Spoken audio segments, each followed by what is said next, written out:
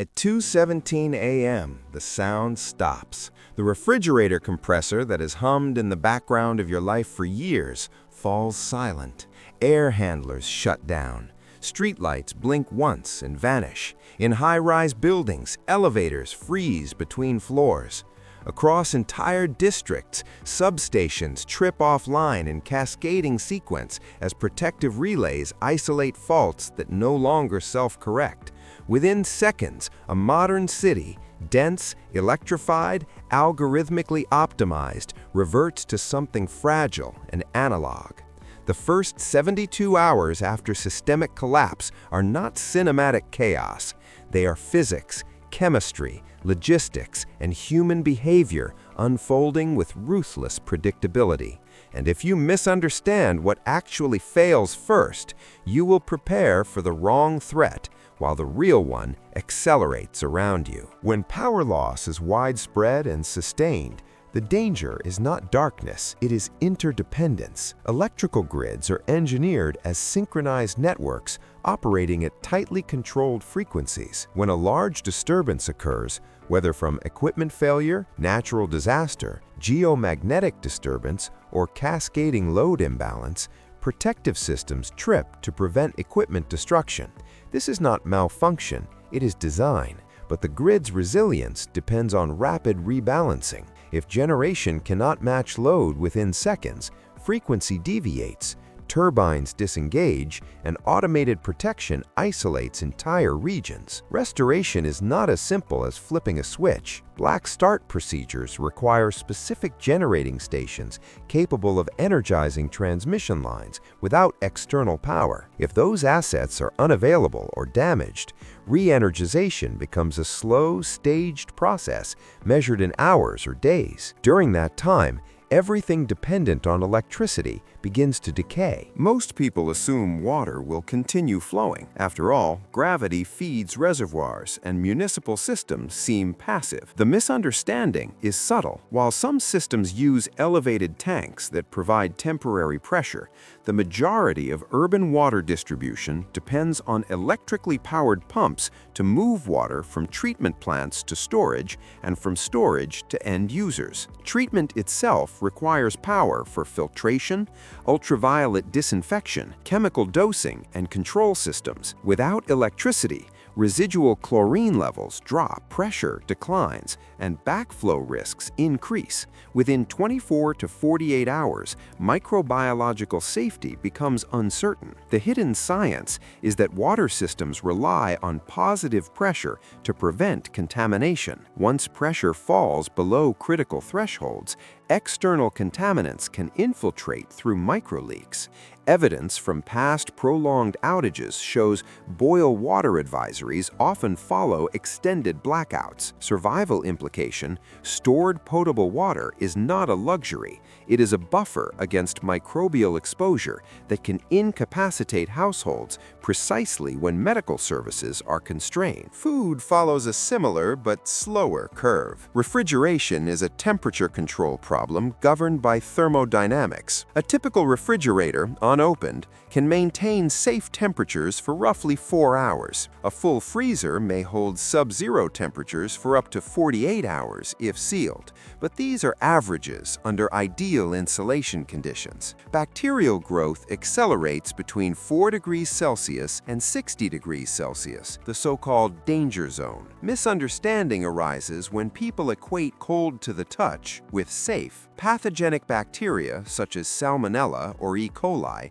multiply invisibly. Spoilage odors lag behind microbial proliferation. The hidden principle is exponential growth. Under favorable conditions, some bacteria double every 20 minutes. In 8 hours, 1,000 organisms can become over 16 million. Evidence from food safety research confirms that time-temperature abuse is the leading cause of foodborne illness during disasters. Survival implication: triage refrigerated food early, cook perishable proteins immediately if fuel allows, and shift caloric reliance to shelf-stable reserves before gastrointestinal illness dehydrates you when clean water is already scarce. Communication degradation is less visible but equally dangerous. Cellular networks rely on grid power power, with battery backups typically rated for 4 to 8 hours. Some towers have generators, but fuel logistics determine endurance. If transportation networks are disrupted, refueling fails. Internet service providers operate data centers with redundancy,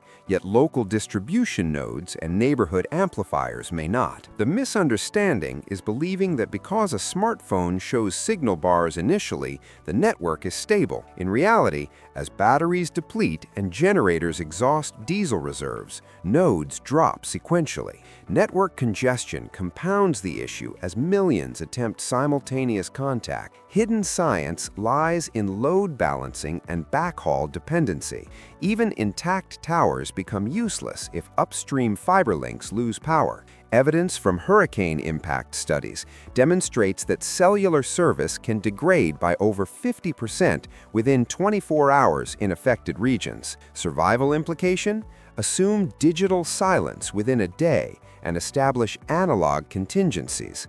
Battery-powered radios, pre-arranged meeting points, and information discipline that does not rely on cloud access. By the 12-hour mark, secondary effects compound. Traffic signals fail, increasing intersection collisions and impeding emergency vehicles. Fuel pumps at service stations cease operation because dispensing systems require electricity even if underground tanks are full. Modern vehicles may contain fuel, but replenishment stalls. Hospitals activate backup generators, yet those systems are engineered for critical loads, not full facility operation. Intensive care units, operating rooms, and life support systems are prioritized. Climate control and non-essential lighting are curtailed. The misunderstanding is assuming hospitals can function indefinitely on backup. In reality, generator endurance depends on on-site fuel storage and resupply logistics. During regional disruptions, diesel delivery becomes a strategic bottleneck. Evidence from disaster after-action reports shows that healthcare facilities begin contingency triage planning within 24 to 48 hours if grid restoration timelines are uncertain. Survival implication: do not plan to rely on institutional rescue for chronic needs. Medications, medical devices, and mobility aids must have independent redundancy. Human behavior shifts as information gaps widen. Behavioral science indicates that initial responses to disaster skew toward cooperation rather than panic. However, as uncertainty extends beyond a day and visible services remain absent, cognitive stress increases. Sleep deprivation from heat, noise, or anxiety impairs decision-making. Misunderstanding frames threat as immediate violence, when statistically the greater risk in early phases is injury from improvised solutions. Candles causing fires, generators operated indoors leading to carbon monoxide poisoning, chainsaws mishandled during debris clearance. The hidden science is risk compensation. When individuals feel exposed, they adopt unfamiliar tools under stress, increasing accident probability. Evidence from power outage mortality studies consistently highlights carbon monoxide as a leading cause of death in the first 72 hours. Survival implication: ventilation discipline is non-negotiable. Combustion devices remain outdoors, away from windows and vents, and battery-powered lighting replaces open flames. As the first night transitions into the second day, temperature becomes a physiological factor. In hot climates, loss of air conditioning elevates indoor heat indices, particularly in high-rise structures with limited cross-ventilation. Heat stress progresses from dehydration to heat exhaustion and potentially heat stroke, where core temperature exceeds 40 degrees Celsius and cellular proteins begin to denature. In cold climates, hypothermia risk rises as indoor temperatures track ambient conditions. The misunderstanding is assuming that shelter walls alone provide adequate thermal buffering. Buildings are designed for climate control systems. Insulation slows change but does not halt it. Hidden science lies in heat transfer, conduction through walls, convection through air leakage, radiation through windows. Evidence from blackout heat wave events reveals increased mortality among elderly populations within 48 hours. Survival implication: microclimate management, closing blinds during heat, concentrating occupants in a single insulated room during cold. Using layered clothing and passive cooling techniques can mean the difference between resilience and medical crisis. Water infrastructure degradation accelerates by the second day of power remains absent. Wastewater treatment plants, dependent on aeration systems and pumps, struggled to maintain biological treatment processes. When aeration ceases, microbial communities that break down organic waste die or become anaerobic, producing hydrogen sulfide and methane. Sewer lift stations overflow if pumps fail, leading to localized contamination. Misunderstanding frames sanitation as a distant municipal concern. The hidden science is pathogen load and vector proliferation. Standing wastewater increases exposure risk to gastrointestinal pathogens and insects.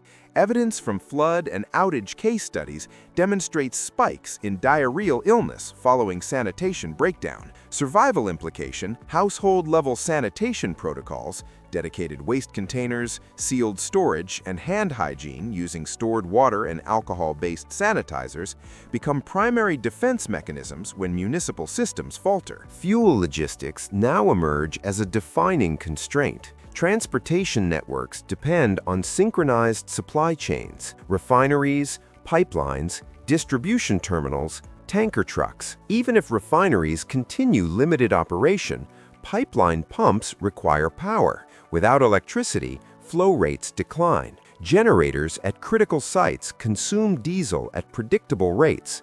A medium-sized hospital generator may burn dozens of gallons per hour under load. Misunderstanding imagines vast strategic reserves instantly accessible. In reality, physical access and distribution are limiting factors. The hidden principle is just-in-time logistics.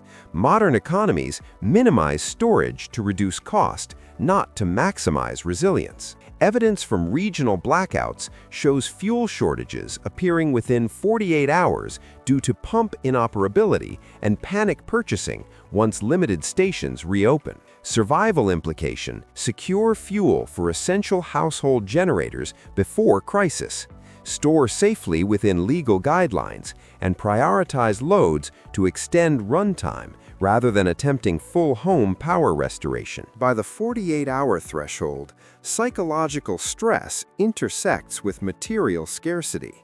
Grocery stores, designed for high turnover, hold limited backroom inventory. Without refrigeration and resupply, perishable sections empty quickly. Payment systems relying on electronic authorization fail if networks are down. Cash becomes temporarily dominant, yet many households carry little physical currency. Misunderstanding assumes stores can operate manually indefinitely. The hidden science is supply chain velocity. Supermarkets often restock daily from distribution centers that themselves rely on grid power and transportation. Evidence from disaster logistics studies confirms that urban food availability can decline sharply within 2 to 3 days absent resupply. Survival implication: caloric independence for at least 72 hours is not extreme. It is aligned with emergency management guidance precisely because that window is when institutional capacity is most strained. Security dynamics evolve more slowly than rumor suggests, but they do evolve. Law enforcement agencies operate with finite personnel. During widespread outage, call volumes increase while communication systems degrade. Response times lengthen. Misunderstanding equates delayed response with absence of order. The hidden science is resource allocation. Agencies triage high-priority calls, leaving minor property crimes unaddressed. Evidence indicates that while catastrophic violence is uncommon in early disaster phases, opportunistic theft can increase in poorly lit areas after prolonged outages. Survival implication: visible deterrence, adequate lighting via battery systems, community coordination, and situational awareness reduces risk without escalating confrontation. The third day marks a threshold, not because of drama, but because buffers expire. Backup batteries deplete. Stored water runs low in unprepared households. Food choices narrow. Temperature stress accumulates. Information scarcity breeds rumor. If restoration timelines remain unclear, migration behavior begins. Individuals travel to relatives, perceived safer zones, or areas rumored to have power. Transportation congestion follows, straining fuel reserves further. The misunderstanding is treating 72 hours as an arbitrary number.